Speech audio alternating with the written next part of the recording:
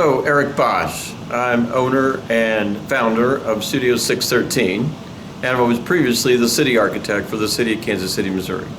So really three reasons that I was really involved in selecting the process for design build. Number one was really less prep work on requests for proposals, requests for qualifications.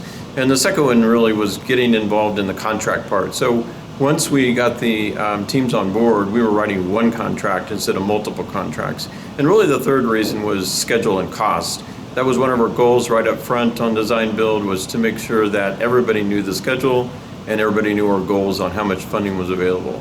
So some of the problems I see on other delivery methods besides design build was not collective cooperation between all the team members. Several contracts on design bid build, even at CM at risk you have several contracts, but consolidating all that into one contract was really beneficial to the outcome of the project. So my experience with design build is making sure that everybody is on the same team. Expectations are put out in front with all the team members. There's a collaboration between the architects, engineers, the contractors, and definitely the owner. Some real reasons to have design build as one of your avenues to use as delivery method is schedule and cost, and a little bit more information about how that would work as a team.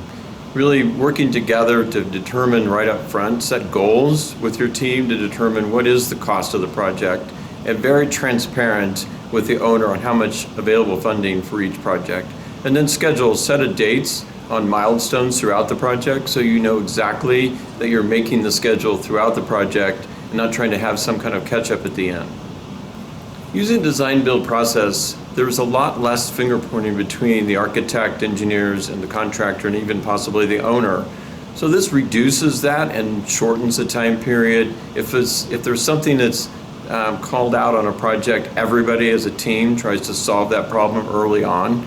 There's no hiding anything during the process. The contractor knows exactly what's going on, the owner, and even the constituents that are part of the project. When I was involved in the World War I Museum for Kansas City, there were a lot of moving parts, and design build was definitely the right method to use on this. The thing that we didn't realize going in was how many contracts there were going to be on the project. And a better solution on this would have been having all the contracts under one team. We had 15 separate contracts on the World War I Museum, and it would have been a better project if we consolidated all those contracts and had one team involved throughout the process. So over the years, I've been very involved in design build and DBIA. I attended a lot of conferences across the United States for the national DBIA. I got a lot of value in going to these conferences, and the support I received from the local chapter of DBIA was very beneficial to explain this to council members, committee members, and even the mayor. When making a decision on going to a direction on delivery method, I always talk to the client, which might be the owners, and it might even be the occupant of the building or the project, and really understand what their needs are, making sure they have a plan, they know exactly what they want.